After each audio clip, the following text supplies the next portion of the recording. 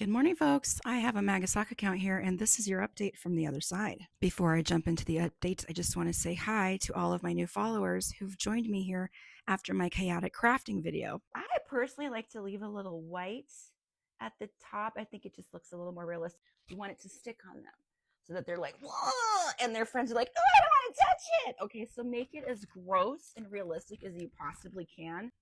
FYI, crafting is not my typical content. What I usually do is report from my MAGA spy account here on TikTok what the Red Hats are thinking, doing, and saying. If that's not your bag, I totally get it. Feel free to unfollow me. But now let's get into the update. Okay, so the dust is starting to settle from the latest Epi Files drop on Friday of last week.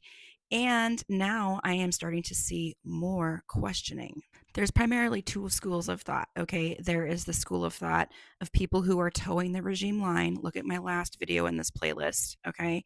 They're saying that the tip line is not a verifiable source. Again, go see the last video in this playlist for a detailed summary of what that narrative coming from the regime is, okay?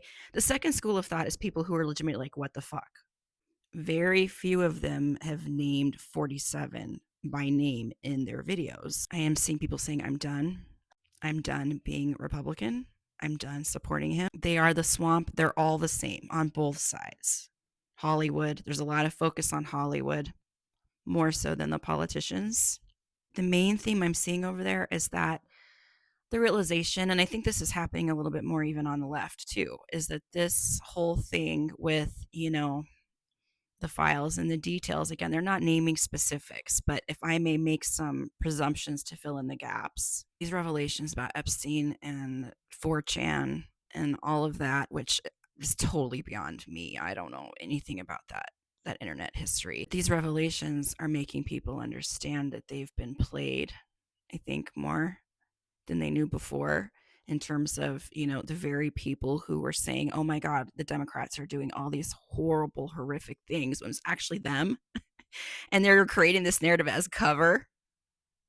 I think it's starting to sink in for folks. And credit where some credit is due. I mean, the crazy theories that we heard way back in 2020 weren't completely wrong. So those of us on the left should probably acknowledge that. Now, I'm not saying all of it was correct by any means, but there's a hint of truth in everything, right? A seed from which the lie can grow. So because of that, they're calling for unity. They are saying that the only way that we can fix this is for the people to unite and do something about it and not let these systems continue on anymore. The other thing I saw a lot of today is a lot of Christians very passionately coming on here to urge people to open their eyes, see the truth of what's going on, like, with the files and who the administration really is, and how these elitists have been doing these things and how it's sinful, it's demonic. Basically pointing out to people that he is the very evil that the Bible preached against. Again, I've said it before, I was not raised in any faith, so this is beyond my expertise to really discuss in detail. Feel free to discuss amongst yourselves in the comments. So, in summary, at the end of the day, when I logged off that account, I felt hopeful. I felt a little more optimistic.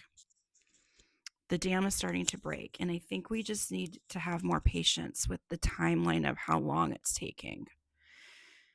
It seems like an eternity for so many of us, because it has been, and we're all suffering a narcissistic attack, abuse. We all have complex post-traumatic stress disorder now. Some of us who've had it our whole lives might be better equipped to handle this, in terms of just like I think that's why I can look at them and I can actually watch it, because I'm already just like dysregulated from birth. There's always going to be the people who don't flip.